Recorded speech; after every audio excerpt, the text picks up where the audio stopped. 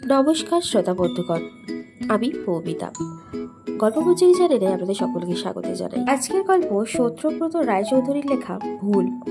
গল্পটি আমার পার্সোনালি খুব পছন্দ। দেখুন তো আপনাদের পছন্দ হয় কিনা। তবে আর দেরি না করে শুরু করা যাওয়া যাক। মে মাসের শেষ শুক্রবার, পরের সোমবার ছুটি আছে, অর্থাৎ আজ বিকেল থেকে মঙ্গলবার সকাল পর্যন্তও ছুটি।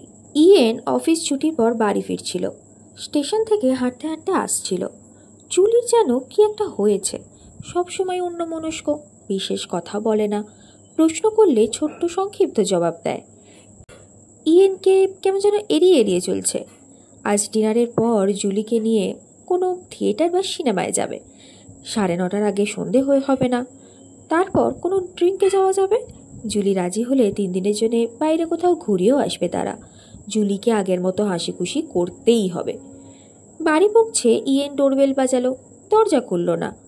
একটু থেমে আবার বাজালো। এবারও দরজা খুলল না। ইয়েন একটু অবাক হলো। জুলি কি কোথাও গেল? কোথাও গেলে তো গাড়ি নিয়ে যেত। গাড়ি তো বাড়িতেই আছে। কাছাকাছি কোথাও গেলেও ইয়েন বাড়ি ফেরবার সময় জুলি বাইরে তো থাকে না। কি হলো? ইয়েন পকেট থেকে চাবি বার করে দরজা খুলল। ভিতরে ঢুকে দরজা বন্ধ করতে করতে চিৎকার করে বলল, জুলি, আমি বাড়ি এসে গেছি। কোনো সাড়া নেই। ইয়েন বসার ঘরে এলো। দেখলো জুলি সেখানেও নেই। রান্নাঘরে উকি দিয়ে দেখলো জুলি নেই। বাথরুম দুটোর দরজা খোলা। ইয়েন বুঝলো জুলি বাড়ি নেই। ইয়েন অফিসের জামা কাপড় বদলাতে বদলাতে ভাবছিল, জুলির মার কিছু হয়নি তো? ইয়েন বাড়ি ফেরবার জন্যে অফিস থেকে বেরোনোর পরেই নিশ্চয়ই খবর পেয়ে তাড়াতাড়ি চলে গেছে। ইয়েনকে খবর দিতে পারেনি হয়তো। ইয়েন মোবাইল টেলিফোন রাখে না। ভাবলো এবার একটা মোবাইল রাখতে হবে। ইয়েন রান্নাঘরে এসে 1 গ্লাস ওয়াইন ঢাললো। ওয়াইন নিয়ে বসার ঘরে এলো। টিভিটা চালিয়ে দিয়ে সোফায় বসলো। সেন্টার টেবিলে গ্লাসটা রাখতে গিয়ে দেখলো টিভির রিমোট কন্ট্রোল দিয়ে একটা চিঠি চাপা আছে।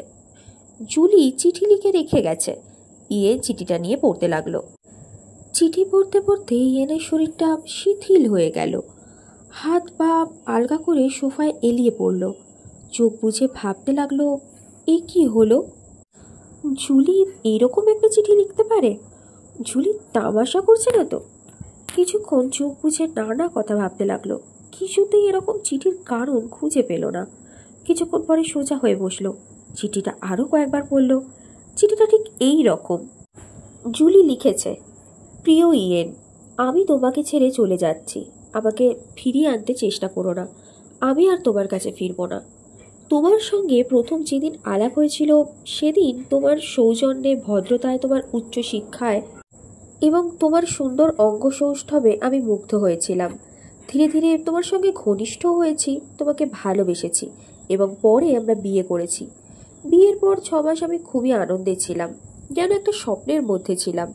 আস্তে আস্তে আমার স্বপ্নভঙ্গ হয়েছে। আমি বাস্তবে ফিরে এসেছি। আমি আমার স্বামীর মধ্যে যে মানুষটিকে দেখতে চেয়েছিলাম, তুমি সে মানুষ নও।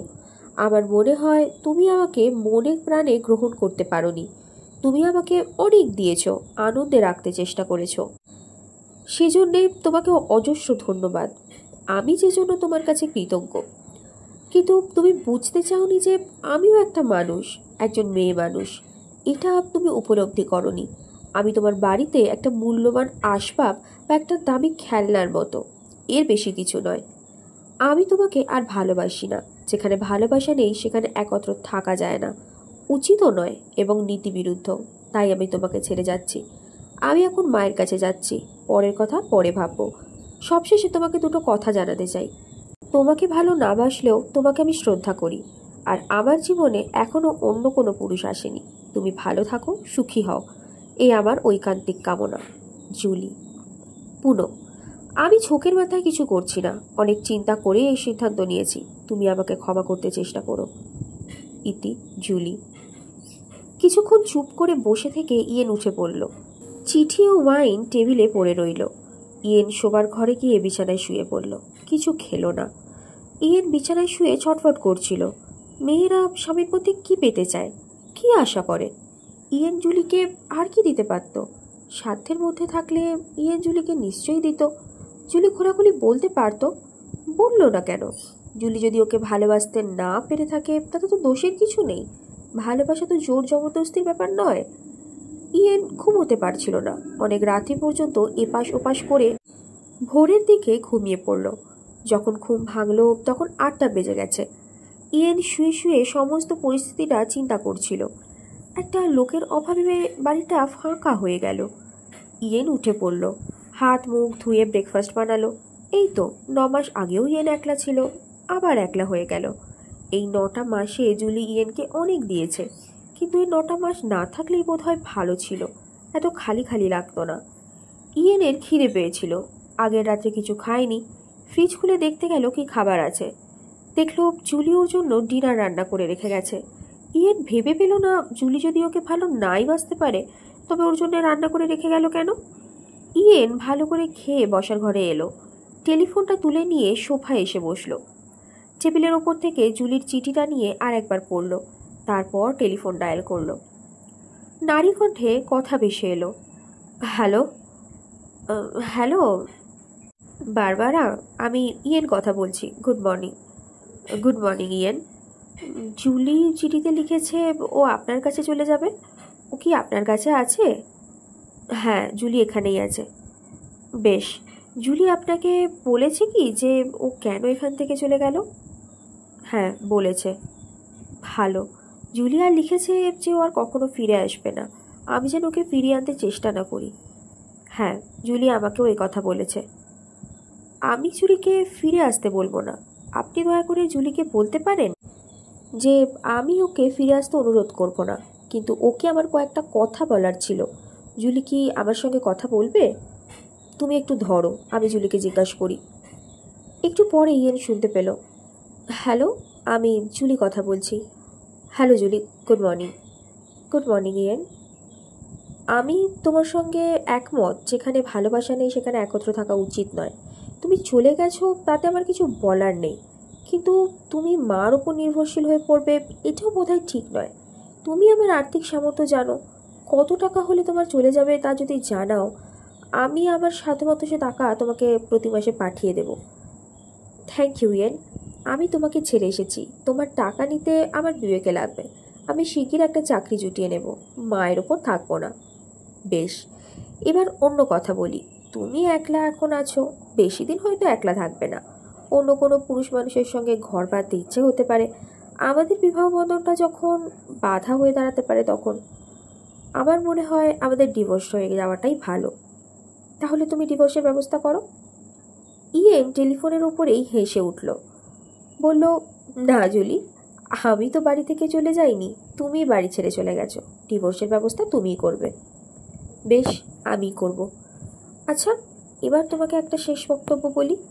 আমি তোমাকে ফিরে আসতে অনুরোধ করছি না, কিন্তু যদি কখনো তোমার মন পরিবর্তিত হয়, ফিরে যদি আসতে ইচ্ছা হয়, বিনা দ্বিধায় চলে এসো। আমার দরজা তোমার জন্য সর্বদাই খোলা থাকবে। আর একটা কথা, ডিভোর্স কোর্টে দয়া করে আমার বিরুদ্ধে ব্যভিচারের অভিযোগ এনো না। জুলি হেসে উঠল। আমি অত নিচেও নামিনি। না, জানি তুমি লিখেছো তোমার জীবনে অন্য কোনো পুরুষ নেই। আমিও আমার কথাটা জানিয়ে দিলাম। দরকার ছিল না। তোমাকে আমি ভালো না বাসলেও শ্রদ্ধা করি, এটা তুমি বিশ্বাস করতে পারো। ধন্যবাদ। তবে রাখি, ভালো থেকো। কোনো খবর থাকলে জানিও। আচ্ছা। কয়েক মাস কেটে গেল। ফেব্রুয়ারি মাসের রাত্রি প্রায় 9টার সময় টেলিফোন এলো। হ্যালো ইয়েন, আমি জুলি কথা বলছি। গুড ইভিনিং জুলি, কি খবর? Good evening. খবর আছে। আমি সন্ধ্যে থেকে তোমাকে কয়েকবার টেলিফোন করতে চেষ্টা করেছি, টেলিফোন রিং হয়ে কেটে গেল। কোথায় গিয়েছিলে? কোনো গার্লফ্রেন্ড জুটেছে নাকি? না, এখনও জোটেনি। মিস্টার কোহেন আর একটা জাহাজ কেনার জন্য কথাবার্তা বলছেন, তাই অফিসে একটু দেরি হয়ে গেল। তারপর আর বাড়ি গিয়ে খাওয়ার ব্যবস্থা করতে ইচ্ছে হলো না। একটা রেস্টুরেন্টে ঢুকে ডিনার সেরে বাড়ি আসতে দেরি হলো। আমাদের বিয়ের সময়ও মিস্টার কোহেন একটা জাহাজ কিনেছিলেন না? আমাদের ওয়েডিং প্রেজেন্টেশন দিয়েছিলেন ওই জাহাজে 4 মাস ঘুরে আসতে। ওই দিনগুলোর কথা আমি জীবনেও ভুলব না। বেশ কথা, কিন্তু টেলিফোন করেছিলে কেন তা তো বললে না। হ্যাঁ, আমার ডিভোর্সের আবেদন মঞ্জুর হয়েছে, এখন তুমি মুক্ত। তুমিও মুক্ত। হ্যাঁ, আমিও। তোমায় একটা কথা বলবো। বলো। আমাদের মধ্যে কোনো সম্পর্কের বন্ধন রইল না, কিন্তু আমরা বন্ধু থাকতে পারি তো? নিশ্চয়ই পারি। তুমি হবে আমার সবচেয়ে বড় বন্ধু। যখনই দরকার হবে তখনই ডাকবে। আমি সব সময় তোমার পাশে দাঁড়াবো। ধন্যবাদ। ঠিক আছে, পরে দেখা হবে, কথা হবে। আজ রাখি। Good night. Good night. কয়েক মাস গেল। সেপ্টেম্বর মাসের মাঝামাঝি ইয়েন অফিস থেকে বাড়ি ফিরছিল। রাস্তায় জুলির সঙ্গে দেখা। Hello yen. হ্যালো জুলি, কেমন আছো? ভালো, তুমি? আমিও ভালো আছি। তোমাকে কয়েক রাত্রে টেলিফোন করেছি, পাইনি। বা রাত্রে বাড়ি থাকো না নাকি? ইয়েন হাসলো, কোনো জবাব দিল না। সামারে কোথাও বেড়াতে গিয়েছিলে নাকি? না, ঠিক বেড়াতে নয়, একটা কাজে ইতালি যেতে হয়েছিল। আজ সকালে ফিরেছি। কি ব্যাপার? আমাদের একটা জাহাজ জেনোয়াতে কিছু মাল আনলোড করছিল। মাফিয়াদের একটা গ্রুপ নাম হারিয়ে একটা দামি কনসাইনমেন্ট পোর্ট থেকে বের করে নিয়ে মাল যায়। তারপর আসল কনসাইনি মালে ডেলিভারি নিতে এসে গিয়ে দেখে ওই মাল ডেলিভারি হয়ে গিয়েছে। তখন ওই কোম্পানি, ওদের ইন্স্যুরেন্স কোম্পানি আমাদের নামে মামলা করে। আমি ওই মামলার তদবির করতে গিয়েছিলাম। তারপর কি হলো? শেষ পর্যন্ত আমরা প্রমাণ করতে পারলাম যে পোর্ট অথরিটির কাছ থেকে মাল নামিয়ে দেবার পর আমাদের দায়িত্ব শেষ। কেস ডিসমিস হয়ে গেল, আমরাও কর্সটা পেয়ে গেলাম। তবে কোর্টের মামলা বলে কথা, 17টা সপ্তাহ একেবারে নাজেহাল করে ছেড়েছে। আজ এয়ারপোর্ট থেকে সোজা অফিসে গিয়েছি। এই জন্যেই মিস্টার কোহেন তোমাকে এত পছন্দ করেন। হবে। ইয়েন হাসলো। কিন্তু কেন টেলিফোন করেছিলে তা তো বললে না। খবর আছে, জুলি এসে বলল। আমি এঙ্গেজ হয়ে গেছি। বাহ, খুব ভালো খবর, কনগ্রাচুলেশনস। ভাগ্যবানটি কে? ওর নাম রবার্ট লাক্সটন। ও কিন্তু তোমার মতো সুন্দর নয়, মার্জিতেও নয়। তোমার মতো কেমব্রিজ থেকে ইকোনমিক্সে ডিগ্রিও করেনি ও। আরে আরে আরে থামো। কি নয় তা তো শুনলাম, কি আছে তাই বলো। রবার্ট অটোমোবাইল ইঞ্জিনিয়ার, কয়েক বছর জেনারেল মোটরসে কাজ করেছে। তারপর নিজে গাড়ি মেরামতের গ্যারেজ করেছে। খুব বড় নয়, 5-6 জন মেকানিক আছে। তাছাড়া ওই গ্যারেজের সঙ্গে একটা ফিলিং স্টেশনও আছে। তবেই দেখো, সেলফ মেড ম্যান।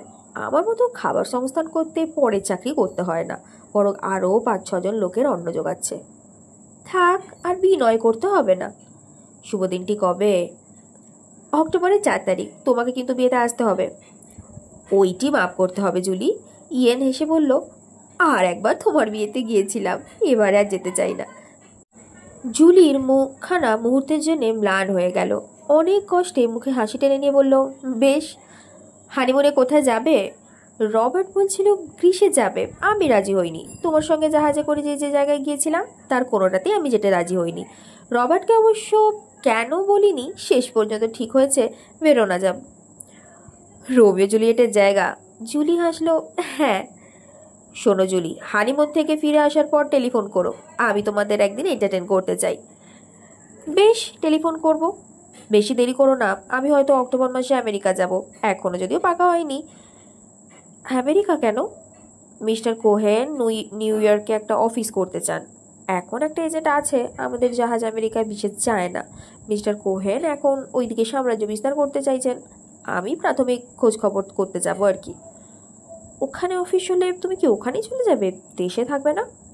আরে আগে তো ওখানে অফিস হোক, তাছাড়া আমার তো আর কেউ নেই। সেখানে থাকবো, সেই দেশেই। জুলি একটু চুপ করে রইল।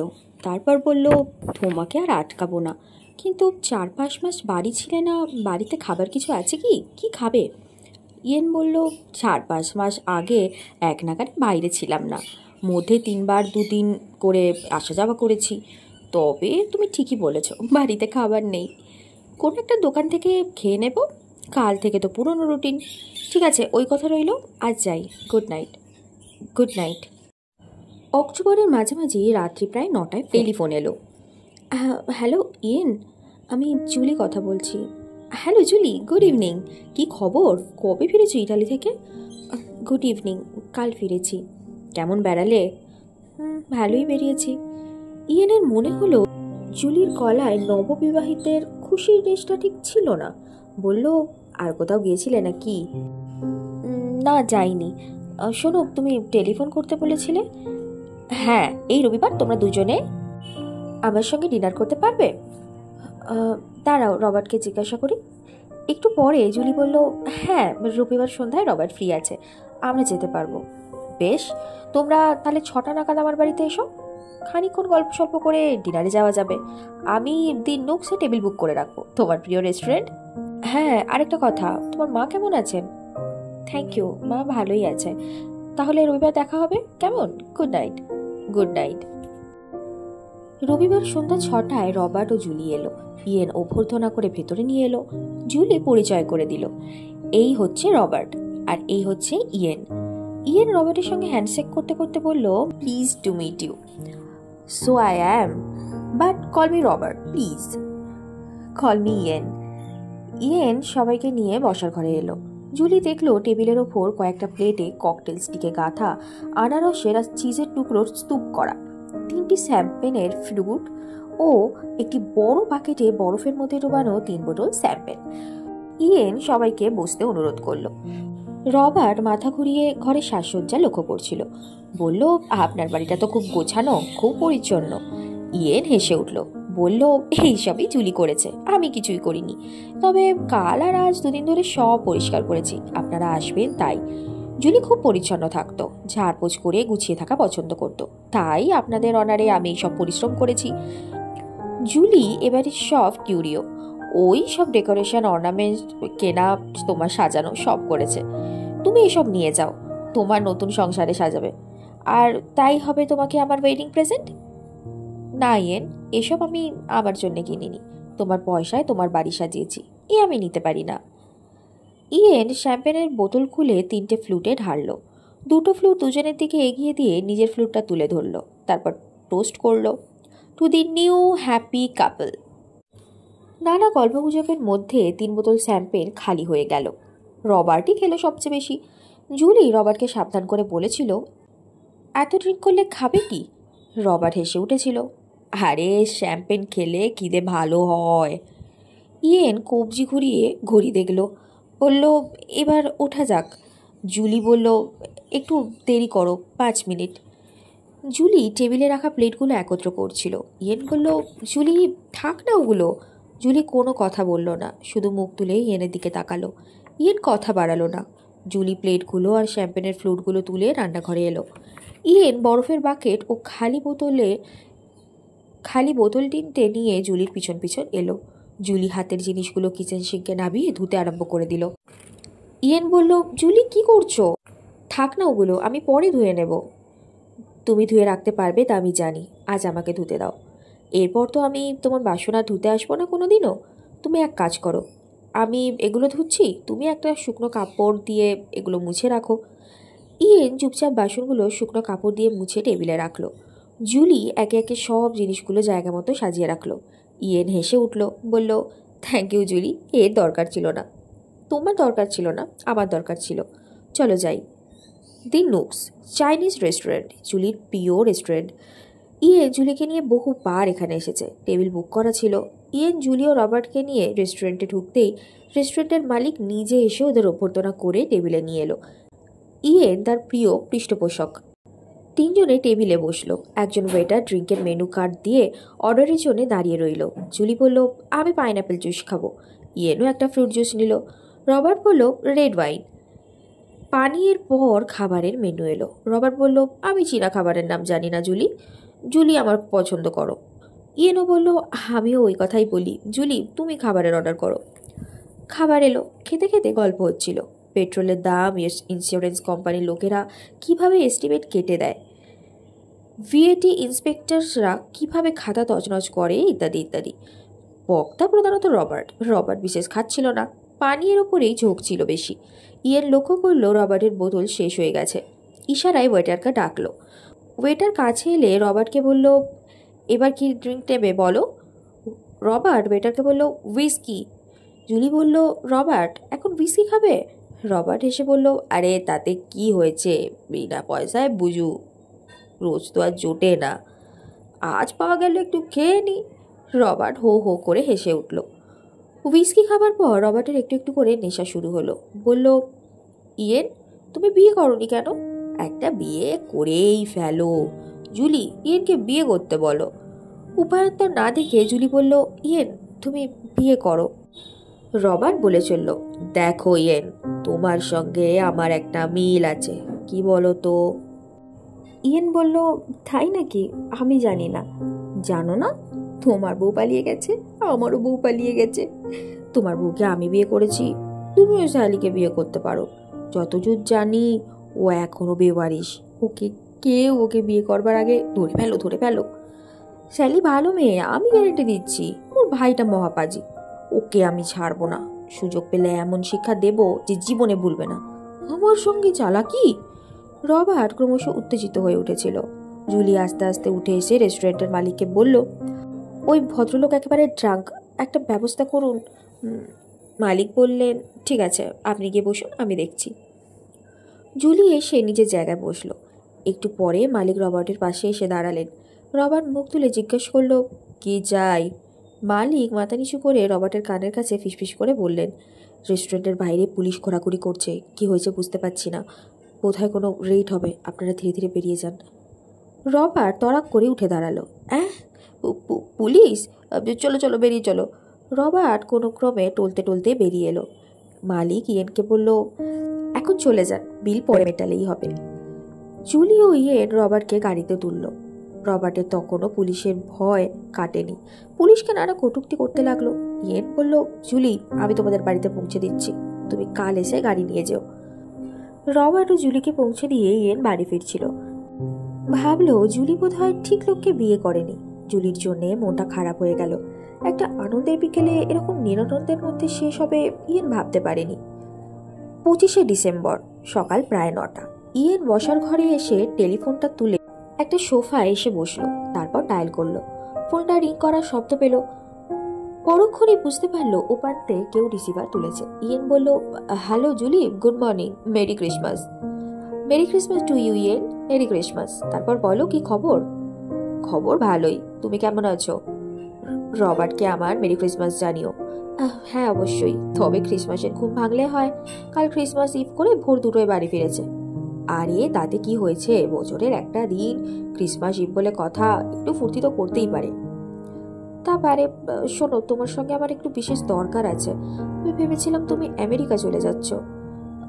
না, যাইনি, এখন ওই স্কিমটা সাময়িক পোস্টপন্ড আছে, পরে দেখা যাবে। কেন, কি হলো? সে অনেক ব্যাপার, পরে দেখা হলে বলবো। তুমি বললে না তো আমার সঙ্গে তোমার কি দরকার ছিল? টেলিফোনে সব কথা বলা যাবে না। আসছে শনিবার তো তোমার ছুটি আছে। ওই দিন রবার্ট গ্যারেজে চলে যাওয়ার পর আমি তোমাদের বাড়িতে যাই। অসুবিধা হবে? না না, অসুবিধা নেই, শনিবার সকালেই তাহলে দেখা হবে। আচ্ছা, ওই কথাই রইল। শনিবার বেলা প্রায় 9:45টার সময় জুলি এলো। ইয়েন জুলিকে বসার ঘরে নিয়ে এলো। বলল, জুলি বসো, আমি চা করে আনি। জুলি চুপ করে বসে বসে নিজের ভাগ্যের কথা ভাবতে লাগলো। এই ঘর দুয়ার একদিন ওর সব ছিল, আজ এখানে অতিথি মাত্র। কোনো কিছুতেই ওর আর অধিকার নেই। নিজের হাতে এই সৌভাগ্য তছনছ করেছে। জুলির চোখ ফেটে কান্না আসছিল। ইয়েন ট্রে নিয়ে ঘরে ঢুকলো। জুলি তাড়াতাড়ি উঠে ইয়েনের হাত থেকে ট্রেটা নিয়ে টেবিলে রাখলো। ইয়েন চা করে এনেছে আর একটা প্লেটে কাঁচের ঢাকা দেওয়া কোনো খাবার। জুলি ঢাকা খুলে দেখলো একটা বড় চিজ কেক। জুলি হেসে ফেললো, বলল, এ কি করেছো ইয়েন? তুমি তো চিজ কেক ভালোবাসো, তাই আনলাম, খাও। চা খেতে খেতে কথা হচ্ছিল, সবই প্রায় রবার্টের কথা। জুলি বলল, আমি আর বেড়ে উঠছি না ইয়েন। প্রথম প্রথম আমি বলতাম রবার্ট এত ড্রিঙ্ক করা ভালো নয়, অসুখ বিসুখ বেড়ে যাবে। ও আমাকে বলতো কিচ্ছু ভেবো না। আমি জানি, আমি আমার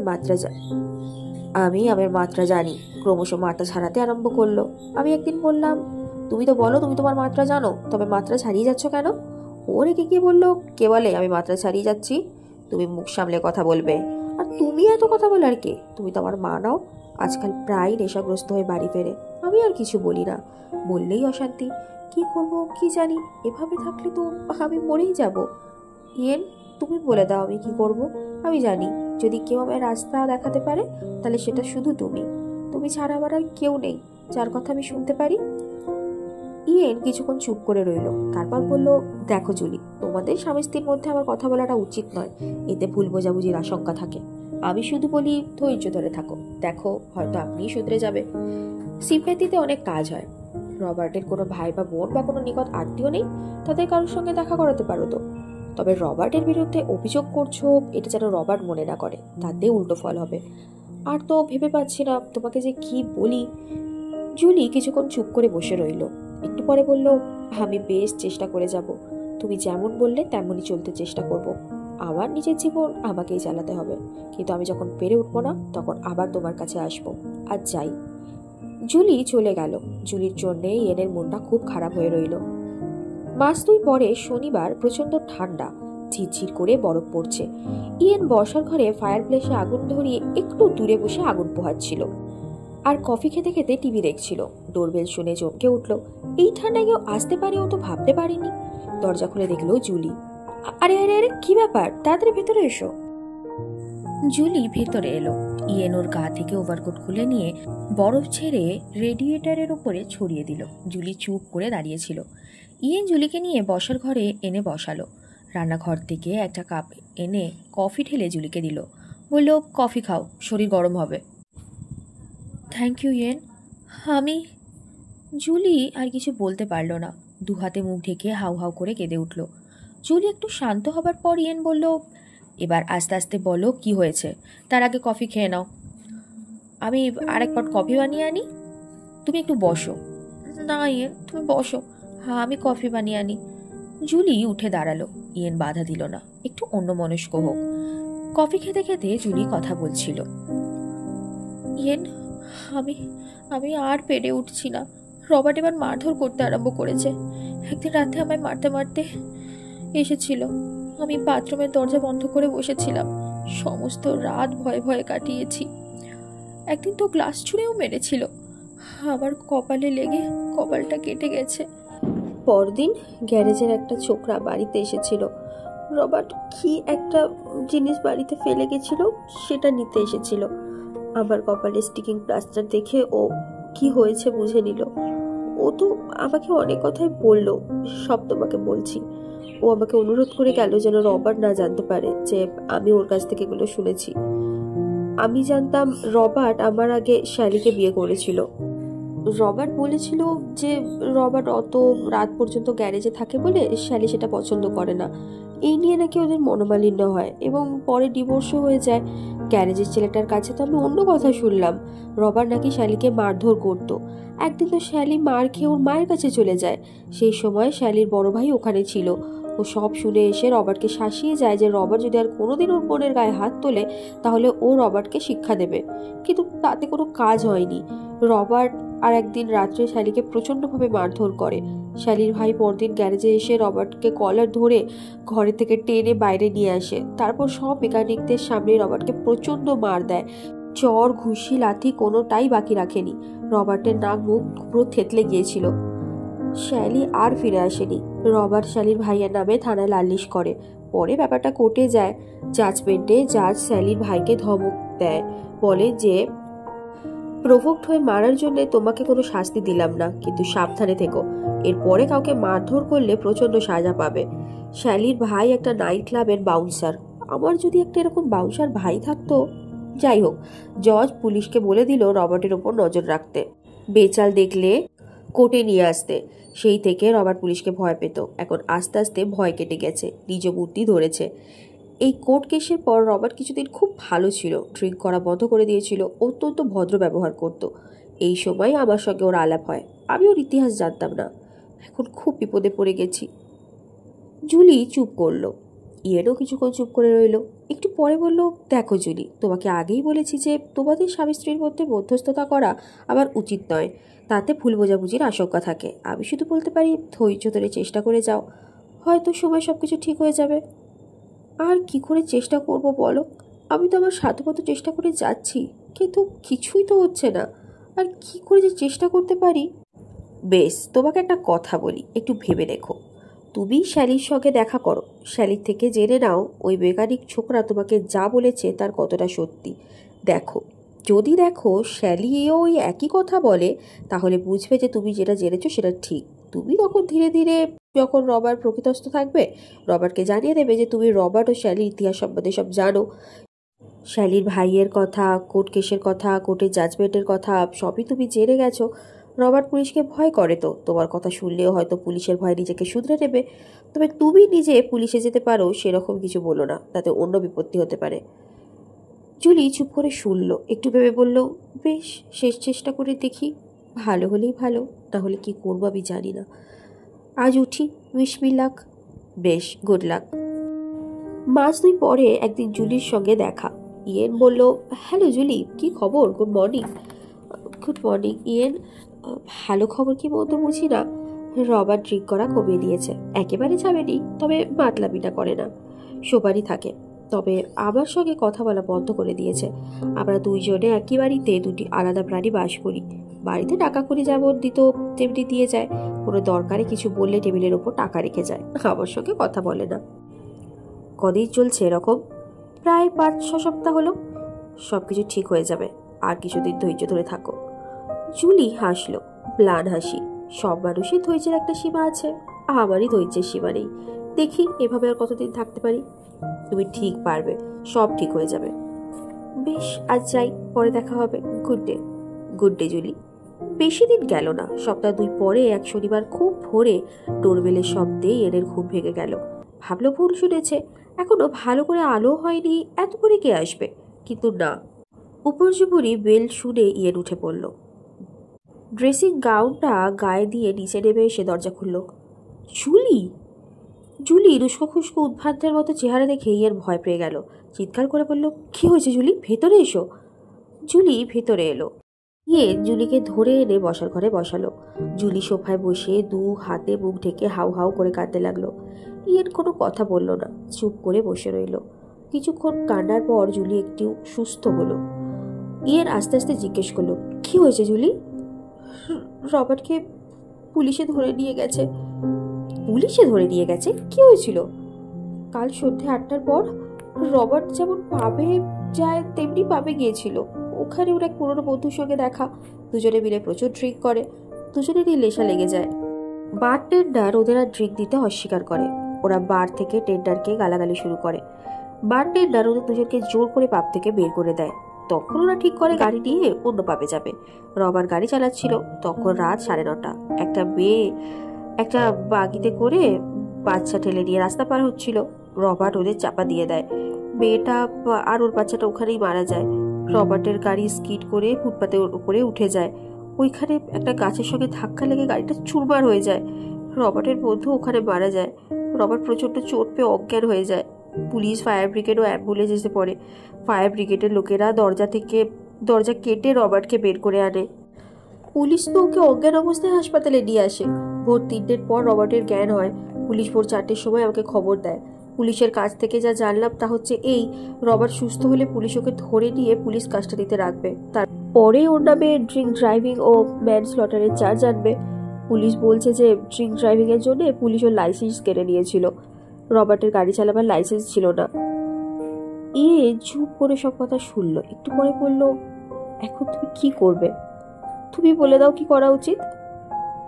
প্রথমেই উচিত হবে গ্যারেজের লোকেদের সঙ্গে বসে গ্যারেজটাকে চালু রাখার একটা ব্যবস্থা করা। একটা চালু ব্যবসা যাতে নষ্ট হয়ে যায় সেটা তো দেখতে হবে। তারপর জুলি বাধা দিয়ে বলল, না, ও ব্যবসা জাহার নামে যাক, আবার তাতে কিছু আসে যায় না। আমি রবার্টের কাছে আর কিছু চাই না, শুধু চাই ওর থেকে মুক্তি পেতে। সে তো পরের কথা, আপাতত ভালো একজন সলিসিটরের সাথে কথাবার্তা বলো, কি করে কোর্টে রবার্টের পক্ষে কিছু বলা যায়। না, রবার্ট একটা খুনে, ওর যা প্রাপ্য শাস্তি তাই যেন পায়। আইনের ফাঁক খুঁজে ওর শাস্তি কমাবার চেষ্টা আমি করব না।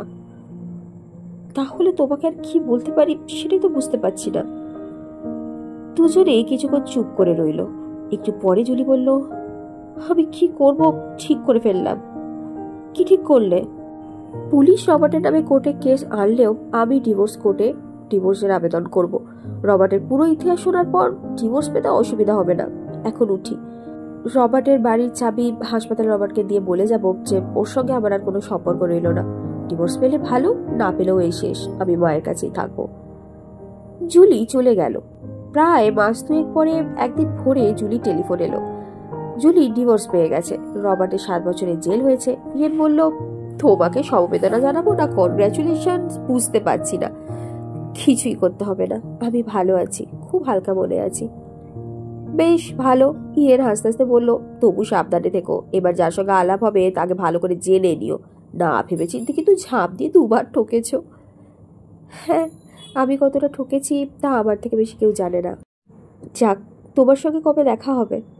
বেশ, এই রবিবার সন্ধ্যা 8টায় একদিন ঢুকছে এসো। খেতে খেতে কথা হচ্ছিল।